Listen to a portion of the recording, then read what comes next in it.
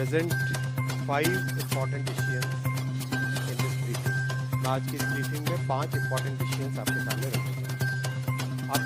आप सब जानते हैं कि प्रधानमंत्री श्री नरेंद्र मोदी जी किसानों को, अन्नदाताओं को हमेशा एक प्राथमिकता देते हैं। अपने नए कार्यकाल में जो सबसे पहला डिसीजन लिया, वो डिसीजन भी किसानों के हित में लिया गया। आज की कैबिनेट में ऐसा ही एक बहुत महत्वपूर्ण फैसला लिया गया है। In today's cabinet also one very important decision has been taken regarding the welfare of farmers. Kharif season start हो रहा है। खरीफ सीजन के लिए 14 क्रॉप्स पे मिनिमम सपोर्ट प्राइस आज कैबिनेट ने अप्रूव किया। मैं इन प्राइसेस के बारे में पढ़ूंगा, उससे पहले I will give the context.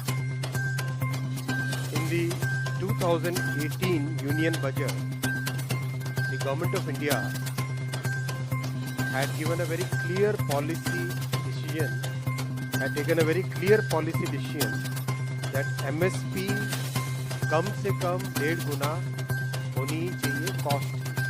It has to be at least 1.5 times the cost of production. तो आज के जो फैसले आप देखेंगे, इन सब फैसलों में इस प्रिंसिपल को ध्यान रखा गया है। Every crop that I am going to read out will have at least 50% more MSP compared to the cost। और कॉस्ट को निकालने का भी बहुत ही साइंटिफिक तरीका है।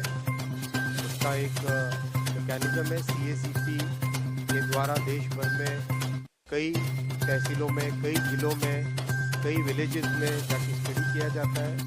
कॉस्ट ऑफ प्रोडक्शन सारे फैक्टर्स को लेके स्टडी किया जाता है। तो इसके आधार पर आज जो MSP डिक्लेयर हुई है वो है धान। सबसे पहले धान का नया MSP, पैडी का नया MSP खरीफ के लिए 2300 रुपीज डिक्लेयर किया गया है, which is 117 rupees increment over the previous MSP। आप इसको 2300 को अगर आप कॉन्टेक्स्ट में देखना चाहोगे, दैट इज अगर 2013-14 का जो प्राइस था, दैट प्राइस वाज 1310 रुपीज, 1310।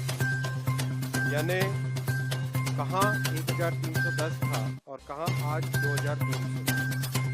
किस तरह से किसान भाइयों के लिए, किसान परिवारों के लिए प्रधानमंत्री श्री नरेंद्र मोदी जी और सरकार का हमेशा एक स्पेशल फोकस रहता है, ये इसको दर्शाता है।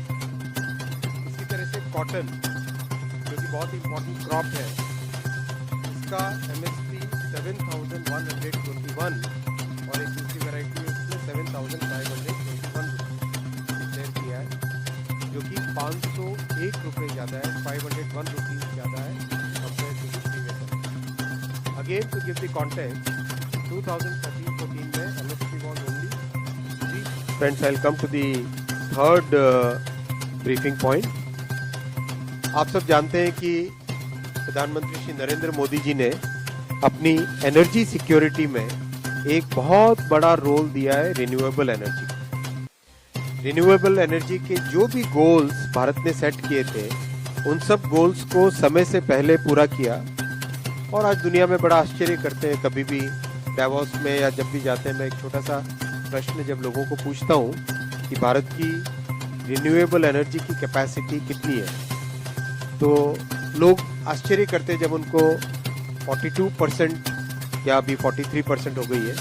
इतनी हाई कॉम्पोजिशन रिन्यूएबल एनर्जी का है पावर जनरेशन कैपेसिटी में, ये लोग सुन के बहुत आश्चर्य होते हैं, क्योंकि कई देशों में, अच्छे हमसे समृद्ध देशों में भी आज भी इससे सिग्निफिकेंटली लेस नंबर है।